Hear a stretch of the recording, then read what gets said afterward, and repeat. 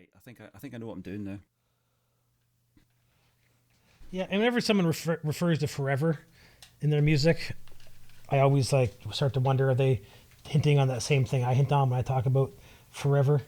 I know it's a very vast word, but I mean, I don't know. I find that that concept of the never ending, the all encompassing, this ineffable kind of thing. It clearly resonates with you. You've used the imagery quite a lot, haven't you? In what you do. Yeah. Yeah. Well, yeah. And I have like artwork on my walls that are suns and moons and, dark and light. I identify with so much that's on that album cover and in one way or the other. Yeah, it's a great cover. It's actually a mess too. Yeah, it's a great cover. I like that kind of cover. It reminds me of the Grand Wazoo a little bit by Zappa. It's got that kind of detail in it. Although the drawings for the Nolan Potter stuff, it's a little bit kind of, it's a little bit more naive than the Grand Wazoo, I think. Although there's these weird characters. It looks like there's cone heads in there, and there's is that the Holy Grail and Excalibur, and there's seahorses and snakes and all kinds of things. Yeah, there's a lot. All-seeing eye in the sky. Yeah, the sun in the sky as well, and the two people holding staffs in laurel wreaths or something, and there's a goat. Yeah. There's a goat god or something in the middle with horns and hooves, and there's a fox. Yeah. It's just fox and a deer. Yeah, you kind of look into it, and there's a church at the left-hand side there, and a village at the right. And the church is being struck by lightning or light, and it's on fire. That tower above it. Yes, I didn't even see that. Yeah, that's like a gigantic tower with. Oh yeah. And then there's. I just assumed that was part of the church. Oh right, no, I see the church below it. Yeah, you're right. It is below it. I think you're right. But I saw that as it's probably like the buildings of the overlords. The church are just the puppets. This would be a great gatefold, don't you think? and the aliens are bombing the ski hill with bombs shaped like dildos or penises. I never saw those until now. Oh, this has to be X-rated then, doesn't it? What a great piece of art, though. It's great. So we're starting then, I suppose. We're gonna begin this show with Cabernet Peaks by Nolan Potter. I can't remember how I came across Nolan Potter, but I'm drawn to people who produce CDs, and he's one of these guys who produces CDs. So I ordered the CD, it duly arrived, and it's wonderful. He has his Nightmare band, and he does his own solo stuff, and this track we're going to play is from an album called Nightmare Forever, which is the Nolan Potter's Nightmare band. And this music reminds me of it reminds me of so much is it the Cardiacs? That was a sort of weird band from back in the day that my friend Michael likes a lot, so it reminds me of them. It reminds me, Nolan Potter does a cover of a Frank Zappa track. Can't remember which one it is on another album, so that endears him to me, of course. And this album has elements of Zappa, and elements of progressive and just all weird stuff all thrown in together. And I think it's really, really, really well recorded. I'm a big fan of well recorded stuff. With one or two exceptions that we'll no doubt get to. Michael White's moustache being one of those exceptions, but that will come later. So I think we'll forge ahead and play this, and then we'll have a wee discussion afterwards. So this is Cabernet Peaks by Nolan Potter's Nightmare band from the album Nightmare Forever.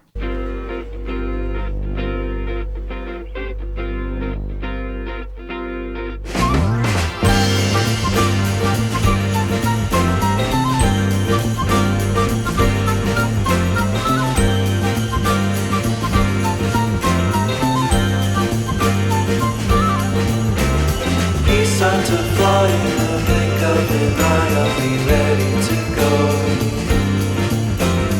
High in the mountains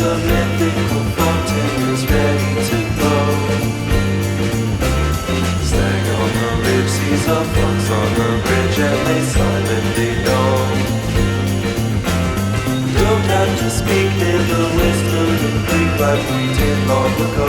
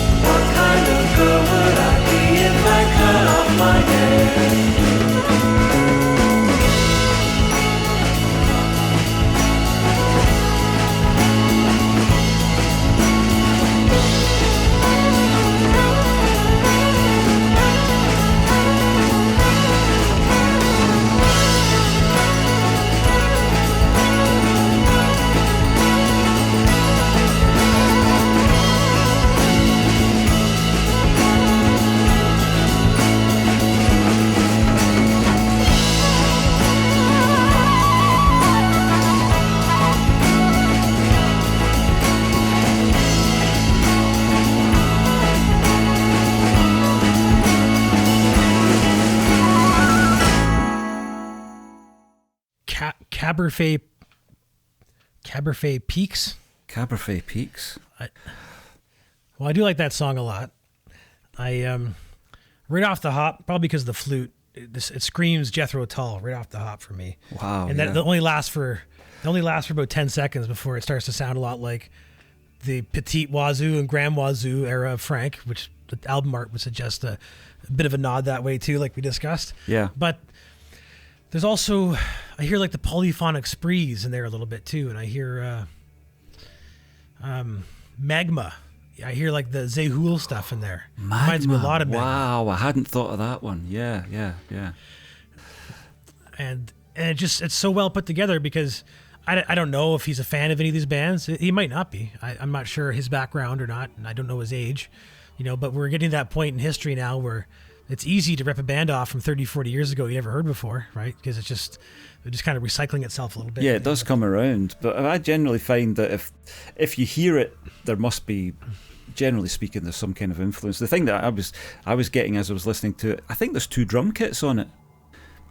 I was looking there. I didn't notice, but you're probably right. Yeah, I think there's 2 drum kits on it, and that made me think of King Gizzard and the Lizard Wizard.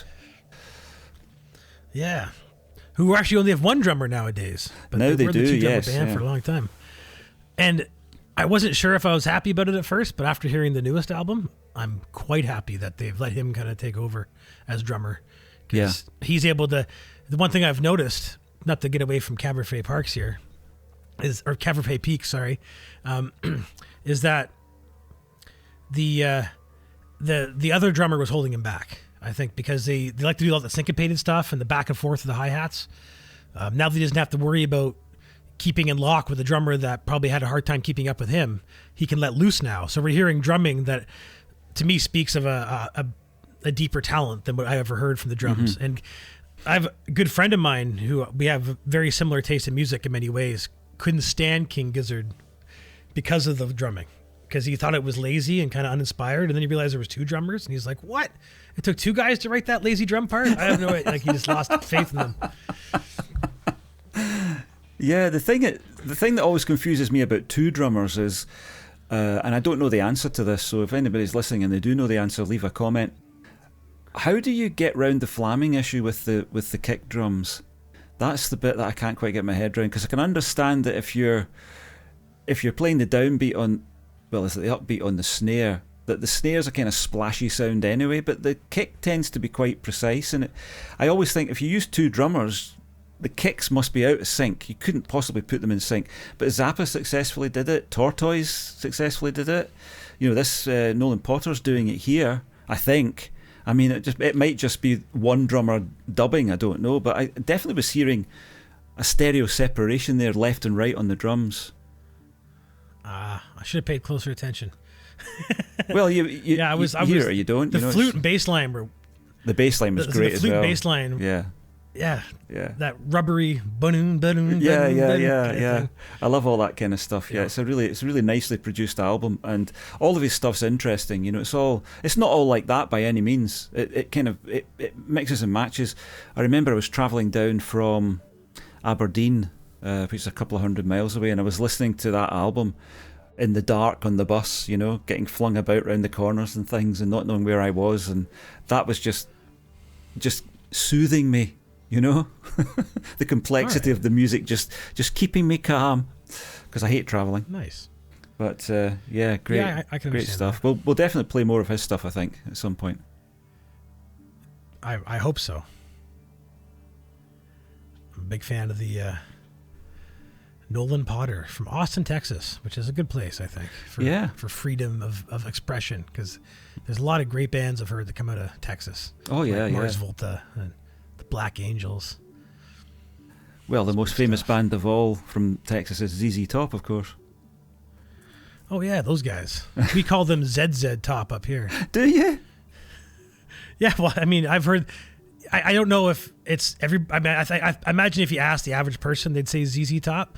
But the biggest classic rock radio station here in Canada introduces them as ZZ Top. ZZ Top. And my parents call it ZZ Top. I call it ZZ Top. Wow, isn't that weird? I think it's funny.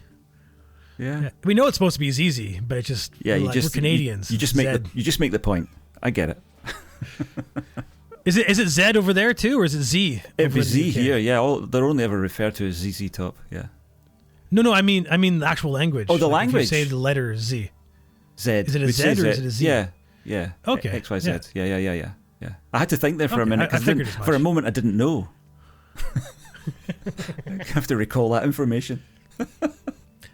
This is easy. And I think in Canada we tend to fight strong for the English roots because the Americans like to rub the edges off a little bit. Like they pronounce things funny. They drop U's out of words everywhere, like color and favorite. Of course. Mind you, I mean, there's nothing wrong with spelling color without a U because it's not like there's another word that doesn't have a U that's spelled like that. Americans also use a lot of Z's. Where we would use Yeah. S's, they use Z's. I noticed that quite a lot. My spell checker keeps trying to correct me, and I get angry every time. I say, no, that is actually right. Where I'm from.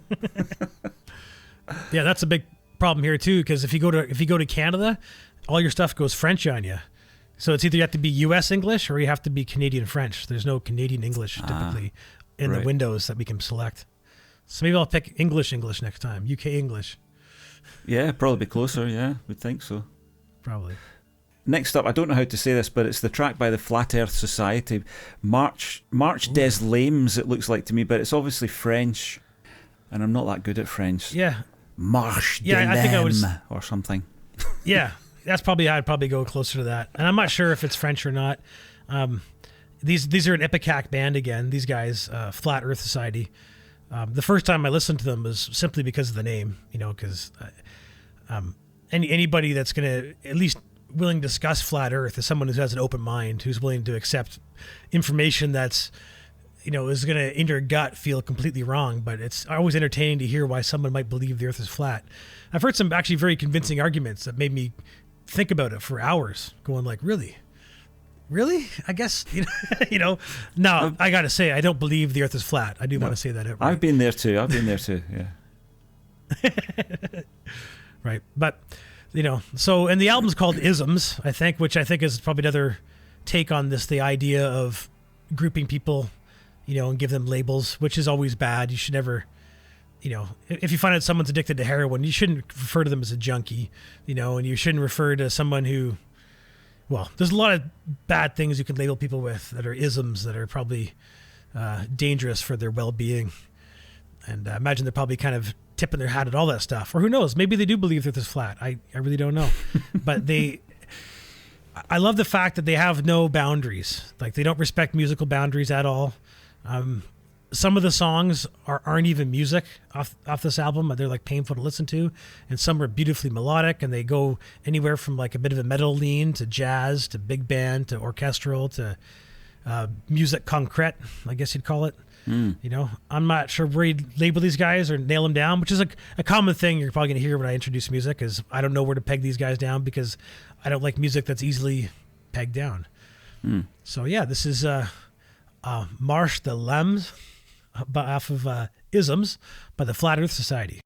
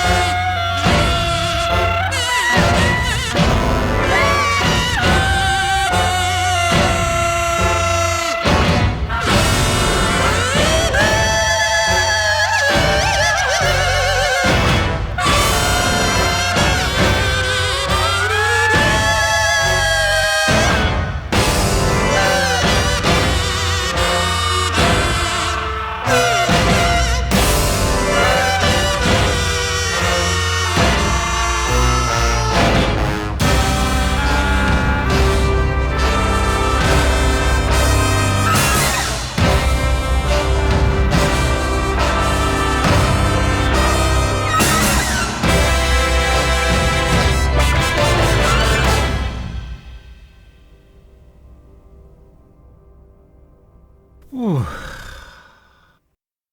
Wow. Wow, man, that was a trip and a half, that one. Gee whiz, I'm going to have to buy that album. I really am. That was... Oh gosh, I was getting so many visuals there.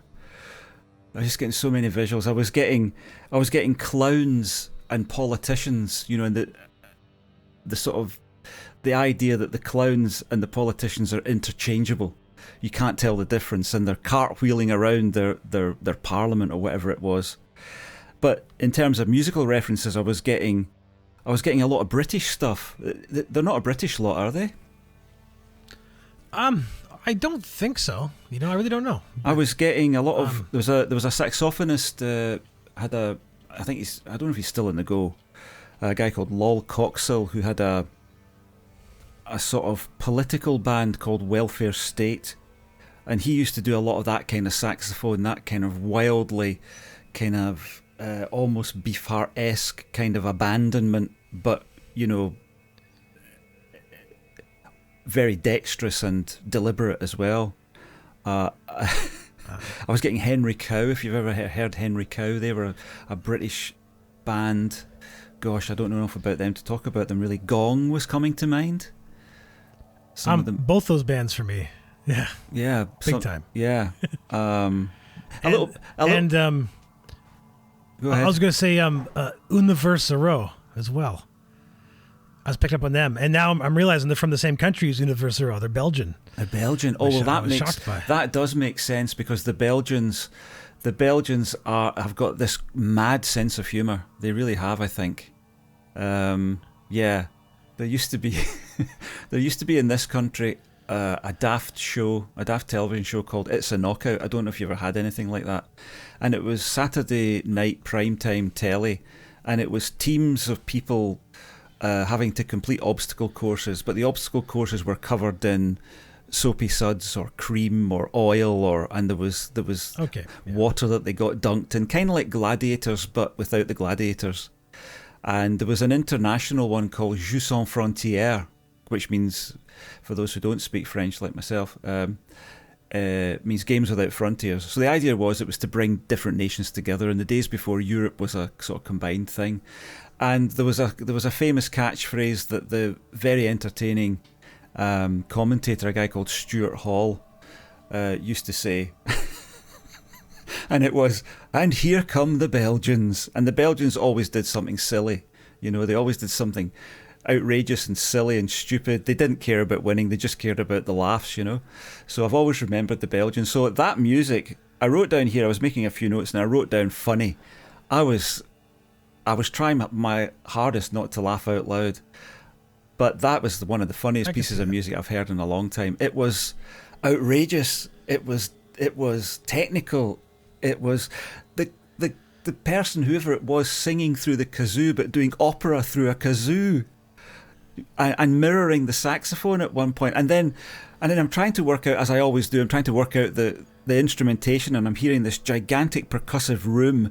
So I'm thinking, well, this is like it's been recorded in Abbey Road or somewhere like that. I'm hearing that kind of room.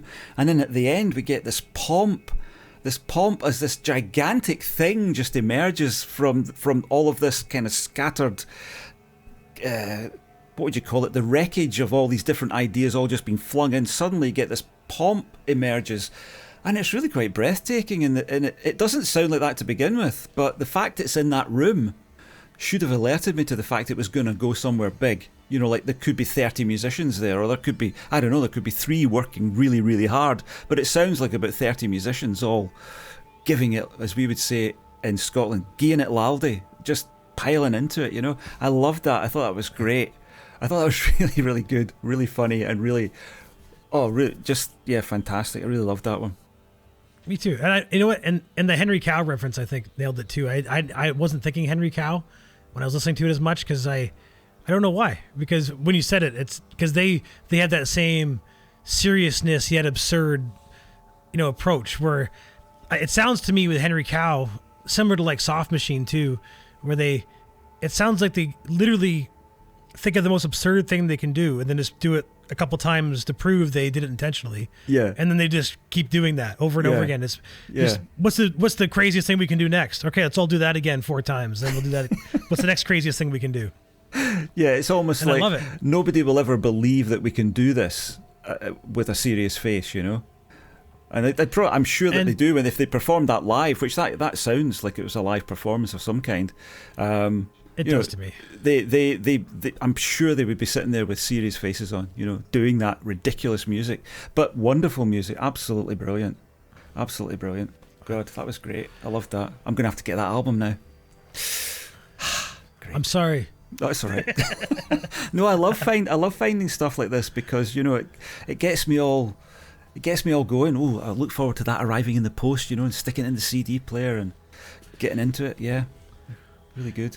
Now, there's a funny anecdote about this house. We moved in here last year in Nova Scotia. The lady that lived here before us, she was big into making quilts and all sorts of different knitted things, and she had all these different. I guess what would you call them? When you make something that's so you can repeat it over and over again. When you have like a mold, but I'm trying to think of what you call it for knitting. So like anyway, she has this thing. A pattern? Yeah, but they're made of metal, so she can like knit around them to get a shape. Oh, so gosh. she has this I like. don't know what that is. I've never heard of that. So she's got this one for making wool socks, and it's the exact same shape as the Henry Cow sock. So I gave my mom pictures of all the Henry Cow albums, and I've said, "Can you please use this to make me some Henry Cow socks?" They haven't happened yet, but they're on order. Was the Henry Cow sock not knitted in plastic though, or something? Wasn't it? I seem to remember. Well, it's hard to tell because for me it's just a photograph, right? I can't tell if it's a photograph or a painting, but like they have 3 or 4 albums and they're all the same sock, thing, just made of different color. And when I moved in, that was the first thing I saw was this Henry Cow sock like mold. You should do it. You should do some artwork with it then. Definitely. There you go. Get something knitted. The next album will be a new song. Yes, you could do an album of Henry Cow covers. Ooh. Well, I was going to make a suggested change to the playlist here, just to keep the comedy going, if that's all right. And I'm down. Sounds like we're going for mustaches. Since you did mention that you didn't understand or you weren't quite with Michael White's moustache, and it is funny. Well, it's supposed to be funny. I need to set the scene here. And it gets a bit political, but we'll try not make it serious. There was a referendum here in Scotland in 2014 about independence. Should we be independent from the UK? And it was one of the funniest political events that I've ever seen in my life. So, one of the incidents that happened on the television. We have a campaigner called Leslie Riddoch, who was a journalist, and Leslie is a no nonsense lady. She doesn't take any prisoners, and she was on debating with this guy called Michael White. Now, Michael White does have a white moustache, and it's the thing that you notice most about him when he comes on the telly. And he was very rude to Leslie. And I mean, unnecessarily so. He was patronising, he was horrible to her, and she just unleashed on him. And she reduced him to rubble. And this is a song that commemorates that event. It's called Michael White's Moustache, and it's by a guy called Tommy Mackay. Now, in stark contrast to almost everything else we'll play on this show, I would imagine, Tommy doesn't give a rat's arse about recording quality. In fact, he takes great pride in being terrible at all of that. Quite often what he does is he samples riffs from well-known songs and just makes a new version, but it's not even a really accurate or good version of the song. It's just approximately there. And he double tracks his voice, but doesn't bother to make it match up.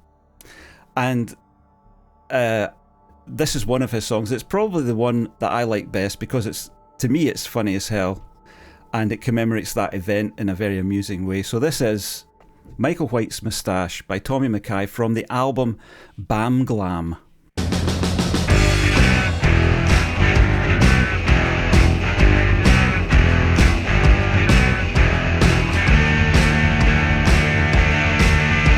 They probably never even heard of me. Michael White's moustache, but I've been patronising Leslie Riddick on TV. Michael White's moustache, I'm defending all the liars, but it's really not fair. Michael White's moustache, all you notice is my farcical facial hair. Michael White's moustache, Michael White's moustache, Michael White's moustache. It's a right stramash, a right stramash, and it's a real car crash, a real car crash. Is it on the lash? You probably think the song's about your politics. Michael White's tash, Michael White's tash, but I can't take my eyes off your upper lip. Michael White's tash, Michael White's tash. Try to focus on the words spilling out your face. Michael White's tash, Michael White's tash, but I can't take you seriously for fuck's sake. Michael White's tash, Michael White's tash, Michael White's moustache, a White's moustache. It's a right stramash, a right stramash, and it's a real car crash, a real car crash. Is it on the lash? Is it on the lash? A Michael White's moustache, a White's moustache. It's a right stramash, a right stramash, and it's a real car crash, a real car crash.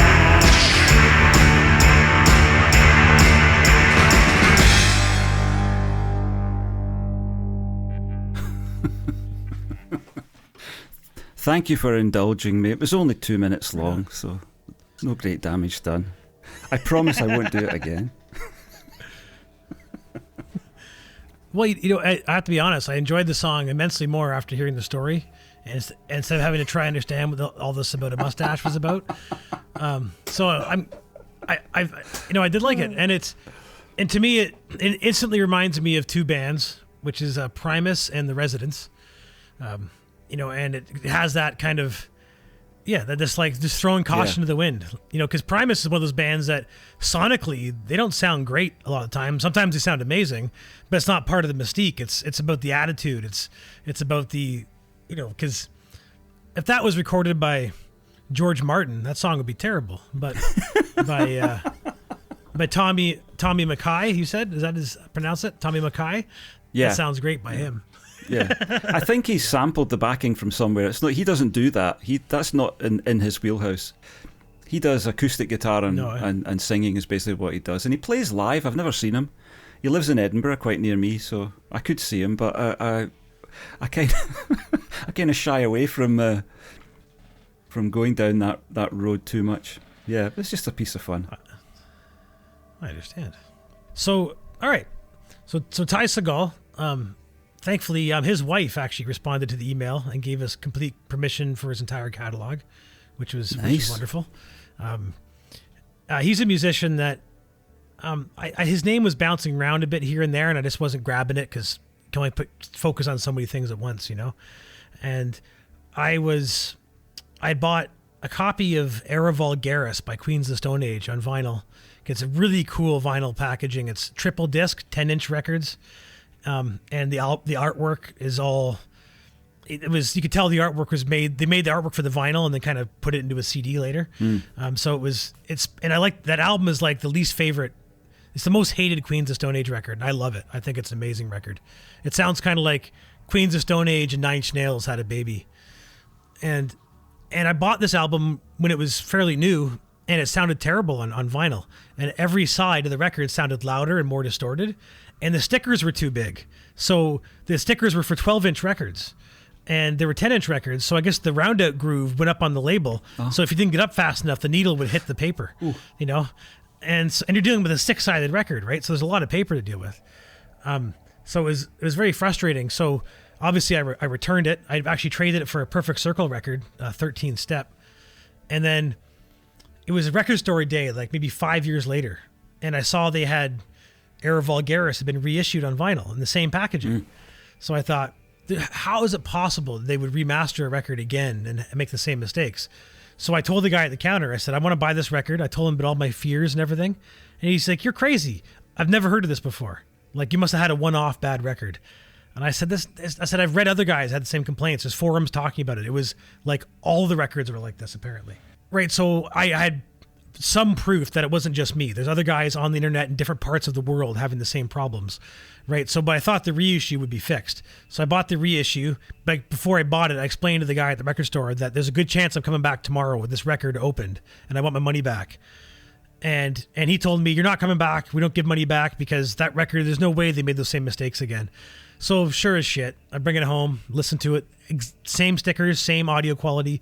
It almost seems intentional, like Josh Homme is trying to stick it to guys that buy records. So I brought it back, and he listened to it himself, and he was like, "You're right, this is garbage. I'll give you back your money. That's fair." And I didn't want my money back. I wanted a record, because I was shopping for records, So the Ty Segall record was sitting here, the Manipulator, this album here, and I said, what about this record? Like, what do you think about this album by Ty Segall? Like, because I'd asked him, we'd been talking music for half an hour, so I trusted his taste. Mm-hmm. And he said, that album is amazing. He's like, it's probably Ty Segall's best record. He said, it's one of the best hi-fi garage band albums you're going to hear. Because this is recorded in his basement or in his garage. There's no big label stuff behind this. This is all independent. And he's a punk rock kind of a guy. Now, for whatever reason, this song doesn't represent the audio fidelity amazement of this record. This kind of has the same spirit as Michael White's Mustache. There's a guitar solo in this song that is got to be one of the most like anti-guitar solos I've ever heard. Like it sounds like someone recorded somebody waking up on a guitar they might have been sleeping on. Like it's Bloing. Yeah. And you'll hear it, and it's funny because when I first heard it, I felt like, oh man, why didn't I think of a guitar solo like that? Because I just felt to me like it was just so appropriate. It's such a good middle finger kind of thing. But so it's a great double album too. It's a nice long album, and he's captured this kind of essence on albums since. But he's got 30 or 40 albums. He's like King Gizzard, he's like Mike Patton. He's very prolific. So. This is Tall Man, Skinny Lady by Ty Segall off of his best album, I think, Manipulator.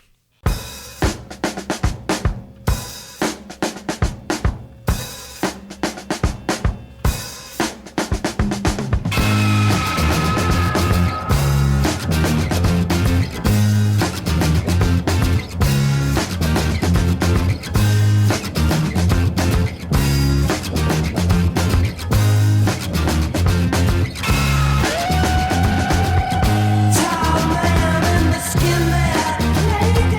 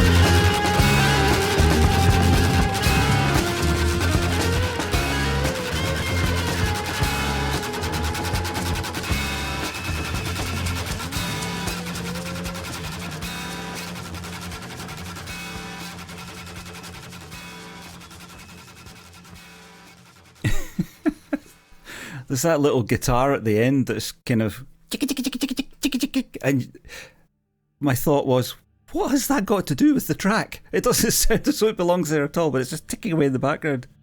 I found the rhythm of that really interesting. I think what made that palatable for me was not the recording itself, because it's deliberately fucked up lo-fi. I mean, it's deliberately like that, I know. But they kind of get, whoever's responsible for the recording gives me the confidence that it's going to be okay, because the drums are nicely recorded. The drums sound like they're in a nice room. But I'm not sure that's sustained. I'm pretty sure at some point that just goes away and the drums do get all fucked up. I need to listen to it again. And I wondered if maybe what they had done, or the guy who recorded it, whether it was Ty himself or whether he's got other people help him, but maybe they had sampled a loop or something, because it seemed to twist round once or twice. I wasn't quite sure about that. But I loved the vocal from the toilet in the next door tenement. You know, that was great. You know, it was like it was there, but it wasn't. It was somewhere else. And the falsetto that he used, I loved as well, because he wasn't afraid to use it. A lot of singers are, and they get sort of self-conscious, but he was deliberately leaning into the falsetto, a bit like Beck used to. I don't know if Beck still does that, because I've lost touch with Beck, but on the Midnight Vultures album, Beck really leaned into that falsetto and made it work, you know. So I like that. Yeah. There's a bit where he double tracks the voice, which is brilliant as well. So it's not the kind of thing that I would seek out, and probably if I heard it myself without you presenting it to me, I'd be like, yeah, okay, next. But getting a chance to do a deep listen on something like that, having it presented to me, was great. You know, it painted all different kinds of pictures than I would usually listen to. That voice to me was like almost russet red for some reason. It was rusty. In fact, there was a lot of rust and decay in that sound. There was a lot of things. There were a lot of old planks with nails sticking out of them, and, you know, piles of dust in the corner and all that kind of stuff, peeling paint, all those kind of textures I was getting. So yeah, I wouldn't say it's the kind of thing I would listen to, but I'm really glad I listened to it. It's really, it does something that other stuff doesn't do. But I see what you mean about it. It's in the same kind of vein as Michael White. It doesn't take itself seriously, and it's just flinging it at you, you know. There you go, that's that. But it's really quite clever, I think, what they're doing, what he's doing. It is, and that song stands out on its own in that album. It's one of those, you know, I don't think there's any other song that sounds like it on the album, and he kind of goes all over the place on that one. And I don't know, I bet you if you listen to more Ty, well, we will, because we have permission for the whole discography. Yeah. There's going to be a few that grab you. Yeah. Like his album Freedom's Goblin has got some, it's like punk rock disco. It's very strange, and I find it just infectious. Yeah, it's kind of, these kind of things are intriguing to me, because, like I say, it's not the kind of thing that I would notice myself. So it's good when someone else points it out. I guess that's what this show is about, really. It's about pointing out stuff to people that they might not be able to get it if somebody doesn't say, look, this is what's going on here, this is what it's meant to be. That guitar solo is not an accident.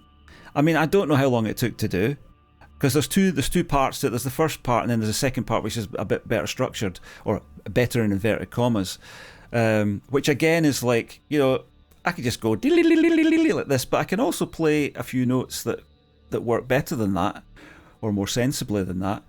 And it's kind of asking you to just trust me, it'll be all right, you know. And quite often you don't, because you don't know it'll be all right, so you don't invest. So I was happy to invest in that one, but it really is appropriate that you would present that one, because just before I came on, I was watching YouTube, and I was watching these stupid shorts that they have now. I seem to get addicted to those from time to time. And this guy was on showing you his guitar technique, you know, and he was saying a lot of guitarists make this mistake. They go like that as fast as they can, and they don't coordinate that with the movement of their left hand. So they're playing several notes where they should only be playing one. And that guitar solo was a perfect example of what that guy would call bad technique. That you cannot do that. That you just don't do that. But I'll tell you, I'll take that guitar solo over what that guy was doing, because He was just doing touch typing, as far as I'm concerned. It's the same skill. It's just, and there's nothing wrong with touch typing. I not to denigrate typists if there are any left in this technological world, but yeah, I just love to hear that fuck you kind of attitude. You know, I'm going to do this, and I know it's, you know, it's not right, but who cares? Exactly. I'm with you there. I was gonna say we haven't listened to a Peri Urban song yet. We have not. No. Maybe we should do that and finish this one up with that. Eh? You picked two wonderful songs. Aeromancer and Tricks of a Fool are both like amazing songs. But I think Tricks of a Fool is the one that took me by surprise a bit, because I think I told you a couple times that as I was going through your discography, there's still so much for me to listen to, but I found I was always gravitating towards Peri Urban stuff. So even though this was probably the first band album I listened to, I don't think I gave it the same respect I was giving the Peri Urban stuff, because that's what was grabbing me. Was I found the Peri Urban stuff usually a little more like gooey and elasticy, a little more adventurous. But that's not the case with this album. And it's probably because I originally told myself that band was a band you were a part of and Peri Urban was your solo stuff. So right. I think I automatically gave Peri Urban's the due respect, I thought, because that's the person I'm talking to, that's the person I first listened to, and that's the person that pulled me in, right? And then when you later on revealed that that wasn't the case with a lot of the other stuff, a lot of it was solo stuff, I'd already made my decision that, you know, band didn't make a good first impression like Peri did. Yeah. But, no, I get that. I get that. It's the balance between presenting yourself as just yourself and just saying it's all just me, basically, or differentiating it for people. And that's something I've always struggled with. So that's where these multiple sort of personality kind of things came from. It's a way of compartmentalizing it for listeners. So you did exactly what I hoped people would do. You found the Peri Urban stuff appealed to you more than the song stuff, for whatever reason. But that's what I was looking for. I'm looking for people who want that kind of, as you say, you really don't know what's going to happen because it's an instrumental piece. It could go any direction, do anything. Or a song which it's not as easy to do that, but you can still do a little bit of it, and you can still change the arrangements and things to suit the voice. But they're very different things. I find I am kind of schizophrenic about it. The act of writing a song is a completely different thing. You know, sitting down with a guitar or a piano and just, you know, the words are coming out, the chords are appearing, the melody's appearing, you're getting all emotional. It's, oh my God, what is going on here? Trying to write down the words before they disappear. You're trying to capture the feeling of it. That's entirely different from the more intellectual exercise of, I've got an interesting drum beat here. Wonder what I could do with that, you know? And the band stuff is actually my attempt to combine both of those ways of doing things. So that the album that Tricks of a Fool is from, The Man with Two Brains. Is that what it is? I can't even remember the name of my own album. That was Nine Brains. Yeah, it's Nine Brains. It's Nine Brains because it's an octopus, of course. The Man with Two Brains is that's Steve Martin, isn't it? Yeah, so the idea was that I was going to do this massive album that would be instrumentals and songs together, and I would find a way of sequencing them, and that's the way the album went out to begin with. And I listened to it a few times, and it was really just too much. It was too much to ask anybody to go through. I mean, it was like a triple album of just different ideas flying at you all the time, and I thought, no, I've really got to separate this out, even though some of the instrumental pieces were thematically linked to the songs. You know, I thought, no, that's good, I'll separate it out into two albums. It's better that way. So there is a solo album which is called Atomictopus, which again refers to octopuses, the atomic octopus kind of idea, where all the instrumentals are parked, and that's a Peri Urban album. And then there's the band album, which features my personas more, the Largy Band persona, who's the singer on this for most of this album. So I guess we're going to play Tricks of a Fool, eh? I would pick that song for sure. Okay, we'll do that. Absolutely. So this is Tricks of a Fool from The Man with Nine Brains by Ban.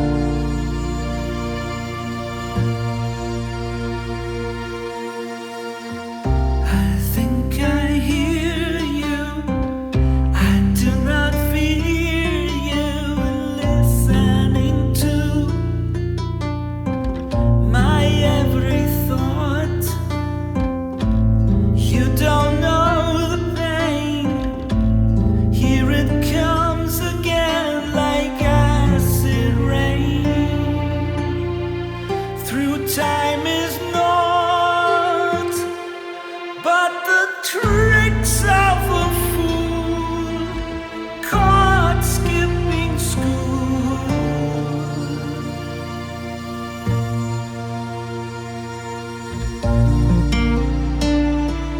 Something wonderful is on my horizon. No dark clouds, no future borrowed.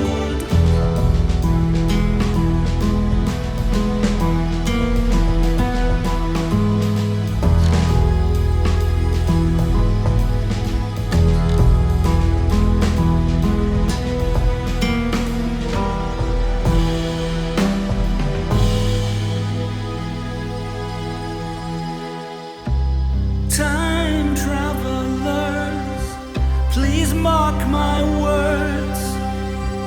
What have you heard about my days? I'm not to blame, not in my name, but they did it all the same, knowing it was crazy. Just the tricks of a fool caught skipping school.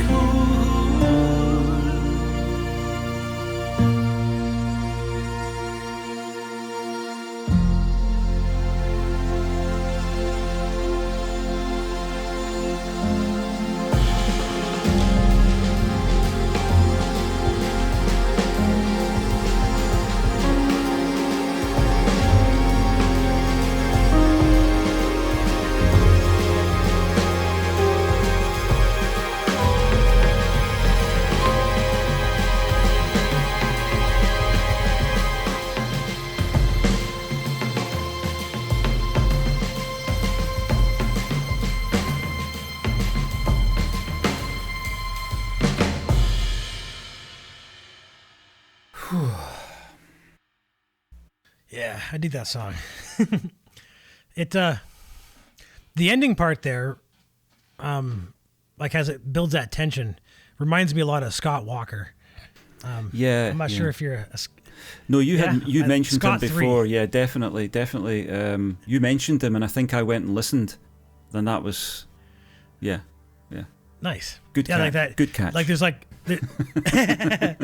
there's like two opposing sort of like tonalities at the end of like beauty and ugliness that just go so poorly together. But I love the way it makes me feel like almost like I'm like it's great. And like and then all the super reverby drums, you know, they make me think of like I picture like I'm in an old jazz club, you know, and like a smoky jazz club. But the music doesn't sound like it belongs in a jazz club. It just those drums sound like they do. But the vocals, they remind me very much of late David Bowie, Black Star meets Roger Waters. Oh wow. Yeah. Yeah, Like I'll take the Bowie comparison, but I'm not too happy about the Roger Waters one.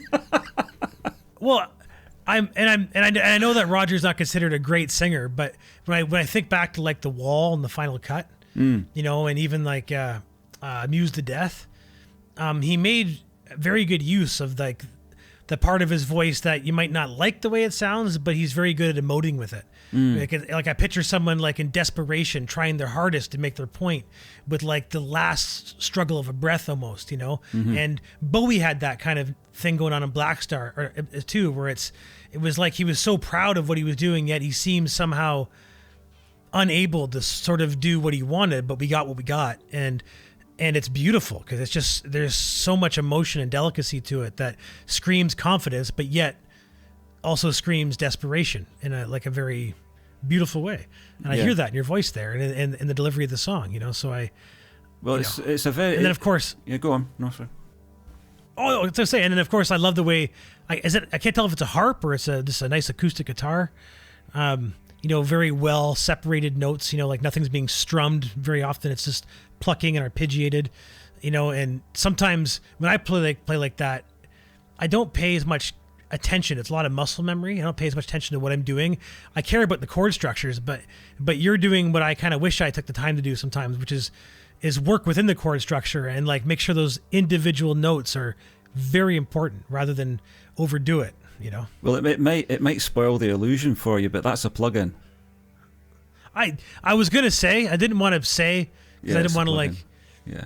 People get self-conscious about that kind of stuff, and I don't care. Is it a harp or acoustic guitar? What's the plug-in of? It's a classical guitar, and I had terrible problems with it.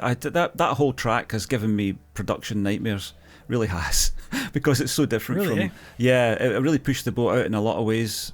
Vocally, yes, I was aware that I was going places I hadn't been before. You know, where it's to keep the emotion in check so that you can actually get the fucking notes out and the notes don't fall, you know, because that happens a lot when I'm singing. Suddenly the import of what I'm saying will suddenly hit home, and it's like, oh, for fuck's sake, I've got to stop the take, gather myself up again. There's only me in the room, you know, it's only myself that's getting upset with me. But it's, in a way, it's like Peri Urban getting upset with Largy Ban. Largy Ban can't do it, and Peri Urban's like, fucking come on, just get your shit together and do this. So that was sailing pretty close to the limit there of what I could do. And the song is about the way that the fools wreck the world. You know, it's like the fools are in charge, especially here. I guess you've got political things going on in your own country. It seems to be happening all over the world. But you know, it's not that they're evil. It's just they're idiots, and they're in charge. Yeah. That comes home to me at times. You know, so that was that's the difficulty I was having there. But then I've got to support that performance, because I know it's a great performance. I'm astute enough to know, in my Peri Urban hat, with my Peri Urban hat on, I'm astute enough to know that's a great performance. What the fuck do we do with that now? Because I don't have that arrangement round it. I've got to make that arrangement. So this other plugin arrived. It was a reverb plugin that claimed, like they all claim they can do all these magical things, but this one claimed it was meant to replicate the sound. You put it on the output bus, essentially, to get a bit technical for a minute, and you can put lots of signals through it, and it will preserve the stereo of those signals, whereas a lot of reverb units don't. A lot of reverb algorithms don't. So that was the idea. So it sounds more like a room, and I think it did do that, but that's not a production technique that I would ever normally use. Like, the drums are way in the back, so I had to imagine this room in my head. And I went all the way back to Frank Sinatra and people like that, and that's the way they recorded. Frank Sinatra was as close to this microphone as I am, but the drums were like 50 feet away. And what you got from the drums was the sound of that room. And so that's what I was trying to replicate. So then I put an orchestra in the room, the classical guitars right there next to me. The bass is a stand-up bass plugin that I used. And again, it's a little bit back, so I would never normally put reverb on bass. It's just something you don't do, because it just makes everything all muddy, but it kind of works in that setting. So I've done at least half a dozen remixes of that track, and the one that's out just now may not even be the one that people can listen to by the time this goes out, because I might change it again. But you didn't I'll ask you then, you didn't find, you thought that production worked? I did, yeah. I thought it was a good example of how you talk about, you know, having like saturated, unsaturated mixes. Like, it was all very clear and well balanced. The only thing that I hear missing in your mixes is the thing that you tell me you cut out, which is below 40 hertz. That's the only thing I ever hear missing in your mixes, is that attention to that. But I get it, you know, like, it's the only people like me are listening for it, or guys with subwoofers who are hoping for a bass rumble, you know. But you know, the older I get, I'm realizing that people don't care whether it's Dark Side of the Moon or Michael White's Mustache, as long as it speaks to them. You know, it's the fidelity is lost on the ears, I think, of the listeners in a lot of cases. Now, I shouldn't say that, considering this is the whole point of the show, is we want people to listen, but we also know that a lot of people listening to the show probably make music themselves, because that's what they're after, right? They're looking for the deep cuts. They're looking for stuff they've never felt or heard before. Right, and that's where it is, you know. That's where like I know Steve Wilson takes a painstaking effort to make sure every album he makes sounds better than the next. But I don't think anybody of his fans really care, And well, I don't blame them. You and I do. I mean, I think there are people out there who care. There's a great quote. I just put it on the front of a video today. It's a song of mine from back in the day that I made a video for today, and there's a quote on the track from a film called it's got a very unfortunate name. It's called Young Man with a Horn. Okay. It sounds like he's just had one horn cut off or something, or it's a sexual reference. I don't know, but it's about a trumpet player played by Kirk Douglas. It's got Doris Day and Lauren Bacall in it, so it's quite a good cast. But there's a point in that where the trumpet player's desperate to be recognised and do his own thing, and he says, "Let's make a record. This is 1950. Let's make a record." And the guy he's with says, "There's no point making a record. Nobody listens to what you and I do. We could drop dead tomorrow, nobody would know the difference. That's 1950. It's still the same today." He says, only schoolgirls buy records. Well, most music is listened to by people that are not listening the way we listen, but there's still a place for this kind of listening and this kind of experience. Definitely. Yes.